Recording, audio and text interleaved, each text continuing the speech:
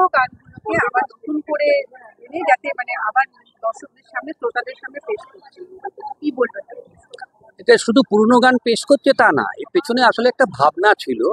সেটা হচ্ছে ফোক, তার সঙ্গে আমাদের শাস্ত্রীয় সঙ্গীত, কখনো আধুনিক গানের সঙ্গে শাস্ত্রীয় সঙ্গীত, কখনো আধুনিক গানের সঙ্গে লোকসঙ্গীত, বিভিন্ন রকম ব্লেন্ডিং করে এটা করা হয়েছে। বেসিক্যালি নিরীক্ষামূলক কাজ।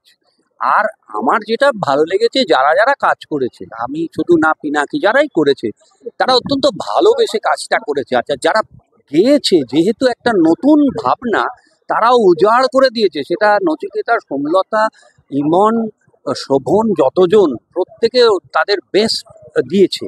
এখন আমার ভীষণ বিশ্বাস যে এরকম একটা কাজ মানুষের ভালো লাগবে, কারণ জোর করে নতুন কিছু করা আর খুব স্পন্টেনিয়াসলি হওয়ার মধ্যে পার্থক্য আছে। এটা কিন্তু স্পন্টেনিয়াসলি করা, জোর করে এখানে কিছু করা হয়নি যে এটা করবোই, এরম করে করব, এরম ভাবনা এটাই ছিল পুরোটার মধ্যে আর কি।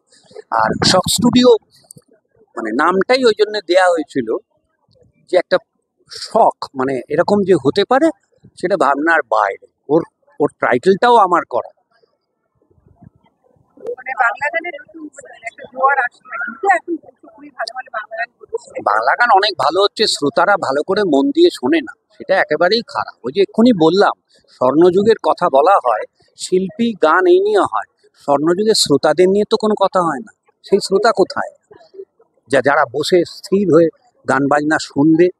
আমরা তো শাস্ত্রীয় সঙ্গীতে আলাপ করতে ভয় লাগে, একটা পুরো ফুল লেন্থ আলাপ শুনবে কিনা তাকে প্রিসাইসলি করা হচ্ছে, বড় বড় লেজেন্ডরাও তাই করছে। তো সেটা কারণ তো শ্রোতারা।